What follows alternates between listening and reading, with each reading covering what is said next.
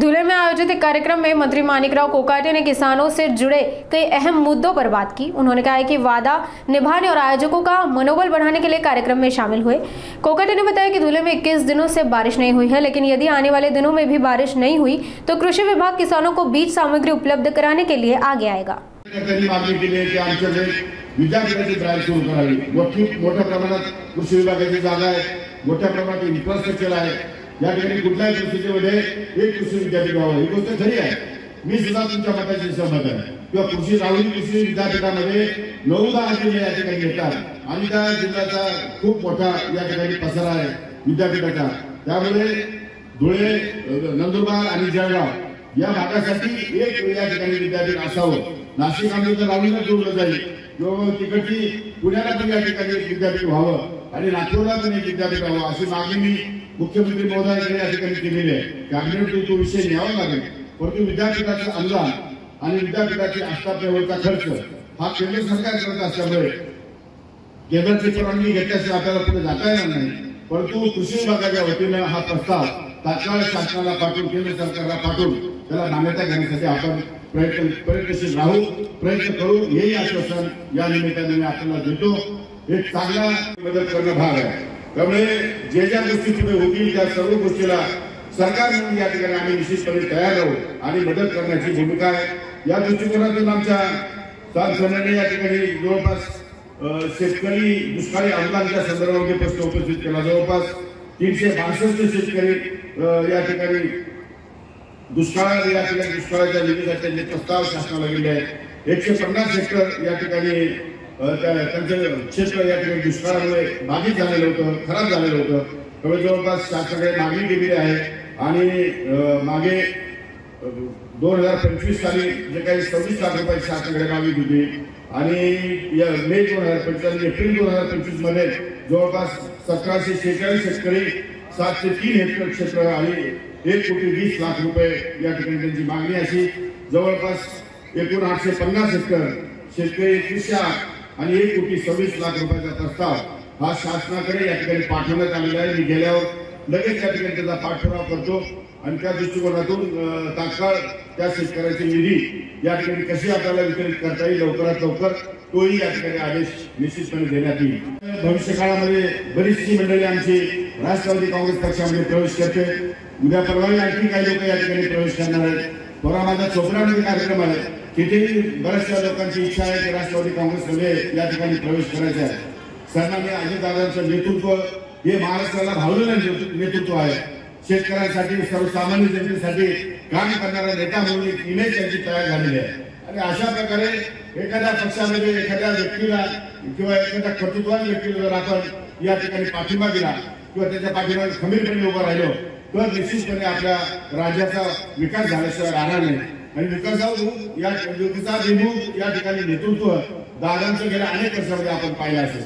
महाराष्ट्रामध्ये मी माझी 5वी टर्म आहे, परंतु ज्या दिवसापासून मी विधानसभेमध्ये आहे त्या दिवसापासून सकाळी 6 वाजेपासून रात्री 10 वाजेपर्यंत 11:30 वाजेपर्यंत फक्त आणि फक्त जनतेची कामं करणे हा एवढाच एक कार्यक्रम सन्माननीय अजितदादा या ठिकाणी करतात। जेव्हा मी गेलो तेव्हा मला असं वाटतं की दादा एक मिनिट सुद्धा आम्हाला या ठिकाणी बेस्ट करू देत नाही आणि अजिबात काम का सोडून दुसऱ्या कुठल्या गोष्टीवरती त्यांचं लक्ष नसतं। त्यामुळे चांगलं वातावरण, चांगली भूमिका दादाच्या बाबतीमध्ये या ठिकाणी राज्यामध्ये तयार होते, तो तुमच्या आमच्या दृष्टिकोनातून अत्यंत आनंदाचा क्षण आहे। सन्माननीय शरद पाटील साहेबांना मी सांगू इच्छितो की आपण हा जो उपक्रम घेतलाय आणि दादा चुकीचा बिझनेस केला, चुकीचा धंदा केला की तो जास्त दिवस टिकत नाही। त्यामुळे खरेपणा हा आयुष्यभर टिकतो, खोटेपणा हा तात्पुरता असतो। त्यामुळे आपण पैसे घ्या, वास्तविक एखादा गरीब माणूस आला तर 2 पैसे कमी असले तरी चालतील, पण त्याची पण सेवा करा। ही सेवा सुद्धा या ठिकाणी होते, पण चांगल्या क्वालिटीचे पेट्रोल, चांगल्या क्वालिटीचे डिझेल आणि वेळेवर योग्य सेवा या ठिकाणी दिली पाहिजे। आणि उदारी पाण्याचा धंदा तुम्ही करणार नाही मला कल्पना आहे, तर तुमच्यामध्ये आता थोडा व्यापारी बसलेला आहे। त्यामुळे तशा प्रकारचे व्यवसाय तुम्ही करा असं मी तुम्हाला सल्ला देणार नाही। तुम्ही व्यवसाय रोखीचा करा, चांगला करा, 4 माणसाला मदत करता करा। आयुष्य हे मदतीसाठीच आहे। आमच्या शेतकरी बांधवांच्या मुलांसाठी काही व्यवसायासाठी मार्गदर्शन करता आलं तर तेही करा, कारण जरूर आहे। आज शेती हा विषय भयंकर वाद झालेला आहे। शेती या विषयामध्ये अनेक निर्णय या ठिकाणी आपण राज्य सरकारने घेतले, परंतु वातावरणाच्या परिस्थितीमुळे किंवा वातावरणाच्या बदलामुळे या ठिकाणी शेती ही अजून दिवसेंदिवस येत चालली. त्यातून त्याला सर्वायवल कसं होता येईल, त्यातून त्याला सस्टेनेबल कसं होता येईल आणि शाश्वत शेती कशी करता येईल याचा विचार राज्य शासन अतिशय गंभीरपणे करत आहे. मला एका गोष्टीचा मनापासूनचा आनंद आहे की सेंद्रिय शेतीसाठी आपल्या जिल्ह्यामध्ये शेतकरी फार प्रयोग करतायत. म्हणजे मी आता तर सेंद्रिय शेती करावी लोकांनी हा आग्रह करतोय. सेंद्रिय शेतीसाठी मी देशी गाईच्या साठी जवळपास 10-15 हजार याच्या प्रत्येक युनिट मागे 15,000 सबसिडी अनुदान या ठिकाणी जाहीर केलेलं आहे. किंवा देशी गाईच्या मार्फत जे काही मूलभूत तयार होणार आहे त्यापासून जी औषधं तयार होणार आहेत ती औषधासाठी सुद्धा या ठिकाणी काही अनुदान या ठिकाणी लागू करणार आहे. एकीकडे आम्ही लोकांना सांगतो की सेंद्रिय शेती तुम्ही प्रेफर करा आणि दुसऱ्या बाजूला रासायनिक शेतीसाठी शेतकऱ्यांची ओरड आहे. युरिया मिळत नाही, DAP मिळत नाही. त्यामुळे आता दर वर्षाला जर 10-15% युरिया आणि DAP जर वाढणार असेल तर मग रासायनिक शेतीचा वापर, रासायनिक पदार्थांचा वापर जास्त होतोय. रासायनिक शेती जास्त या ठिकाणी लोक करायला लागले. हे पण एक धोक्याचे निशाणे असं म्हटलं तर अवघड ठरणार नाही. त्यामुळे सेंद्रिय शेतीला जोपर्यंत आपण प्रोत्साहन देऊ शकत नाही, जोपर्यंत सेंद्रिय शेतीला आपण अनुदान देऊ शकत नाही तोपर्यंत शेतकरी हा सेंद्रिय शेतीकडे वळणार नाही. मुलगा एवढ्या मोठ्या प्रमाणामध्ये प्रगती करू शकतो हे चांगलं उदाहरण महाराष्ट्रातल्या शेतकरी बांधवांच्या मुलांसाठी आणि त्यांच्या भवितव्यासाठी या ठिकाणी असू शकतं. आणि म्हणून जाणीवपूर्वक या ठिकाणी सर्वांनी एकत्रितपणे येऊन आपल्याला शुभेच्छा दिल्या आहेत. राष्ट्रपतीच्या सर्व मिळून शुभेच्छा दिल्या आहेत. माझ्या सुद्धा मनापासून शुभेच्छा आहेत. अशाच प्रकारे जीवनामध्ये प्रगती करायची शिका. शेवटी आपल्याला नुसत्या शेती ह्या विषयावर करून परवडणार नाही की शेतीला पूरक असे व्यवसाय शोधावे लागतील आणि त्याशिवाय आपल्याला सर्वाईव्ह होता येणार नाही. त्यामुळे पूरक व्यवसाय जेवढे मिळतील तेवढे आपण या ठिकाणी स्वीकारले पाहिजे, प्रयत्न केला पाहिजे. जीवनामध्ये यश या ठिकाणी प्राप्त केलं पाहिजे. कारण शेवटी परिस्थिती बदलत चालली. वातावरणाबद्दल आताच शांत सरेंनी सांगितलं की शरद पवारांनी पण सांगितलं की 21 दिवस झाले जवळपास एक पाण्याचा थेंब पण या ठिकाणी नाही आणि मोठ्या प्रमाणामध्ये दुष्काळ सावट या जिल्ह्यावर या ठिकाणी निर्माण झालेलं दिसतंय. कदाचित दुबार गर्दीचं संकट सुद्धा या जिल्ह्यातल्या शेतकऱ्यांच्या या ठिकाणी जीवनामध्ये भोगावतो की काय अशी शंका या ठिकाणी निर्माण झाली. पण मी आपल्याला आश्वस्त करू इच्छितो की 2-4 दिवसामध्ये पाऊस नाही आला तर आमचं शेती विभाग हा दुबार गर्दीसाठी लागणारं बी बियाणं, खतं, औषधं यासाठी सुद्धा मागे राहणार नाही. यासाठी तुमच्या खांद्याला खांदा या ठिकाणी प्रयत्न करेल. शेवटी प्रतिकूल परिस्थितीमध्ये आपण जर या ठिकाणी त्यांना मदत करू शकलो नाही, त्यांच्या पाठीशी उभं राहू शकलो नाही तर त्या खात्याचा, त्या व्यक्तीचा याचा उपयोग होत नाही.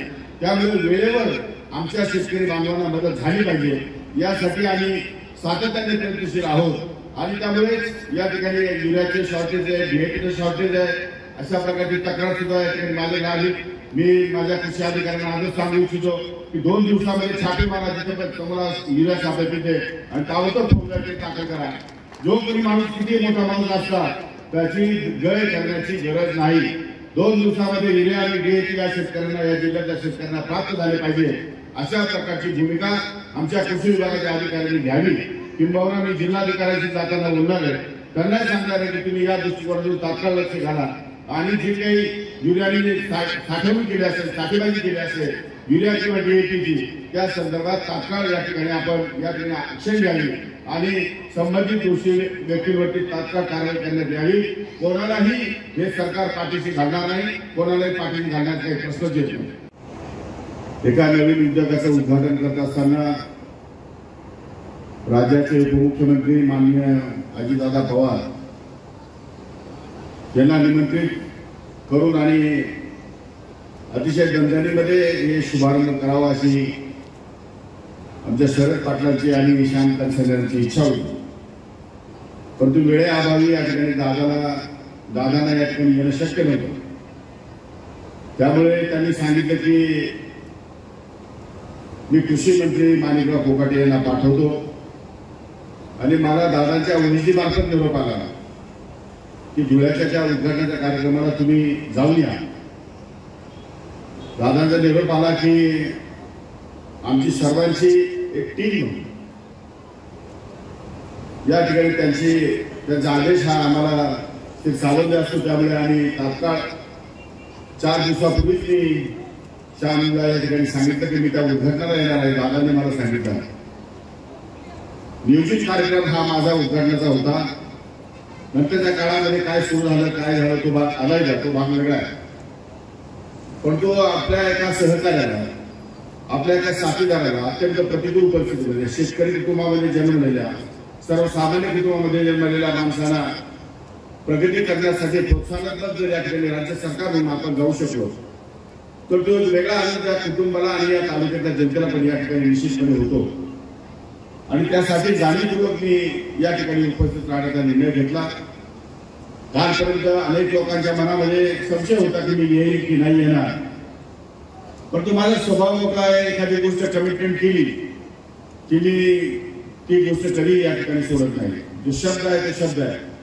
माझ्या मतदारसंघामध्ये तुम्ही कोणाला असं विचारलं की मी एखादा शब्द दिला, माझे ते लोक फक्त शब्दच मागतात, त्यांना माहिती हा माणूस शब्द पुरा करतो. त्यामुळे मी शब्द दिला की शब्द पाळणारा कार्यकर्ता आहे.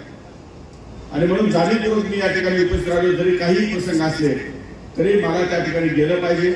मला कुटुंब, मला आयोजकाची मला कल्पना आहे की एखादा प्रमुख पाहुणा जर या ठिकाणी कार्यक्रमाला आला नाही, त्या आयोजकाचा, त्या कुटुंबियाचा, त्या नातेवाईकाचा किती हिरमोड होतो हे मी समजू शकतो. त्यामुळे अशा प्रकारचं कुठलंही कृत्य आपल्या हातून घडता कामा नये यासाठी जाणीवपूर्वक मी या ठिकाणी उपस्थित राहिलो. मला मनापासून आनंद आहे.